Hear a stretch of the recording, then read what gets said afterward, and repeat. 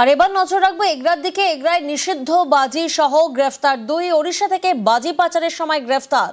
এগরা থানার আইসির নেতৃত্বে অভিযান। পঙ্কজ প্রতিনিধি আমাদের সঙ্গে রয়েছেন। পঙ্কজ, কিভাবে এই গ্রেফতারি?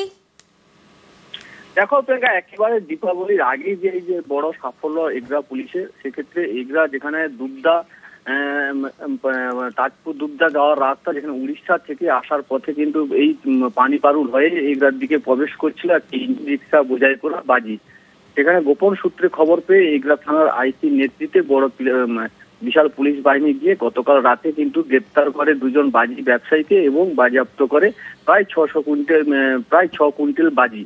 এক্ষেত্রে দেখা গেল যে ওই বাজি, যেখানে বাজি ব্যবসায়ীরা প্রতিনিয়ত কিন্তু এগরা সহ এগরা লাগোয়া এলাকা কিন্তু এই শব্দবাজির বিজনেস করে যাচ্ছে।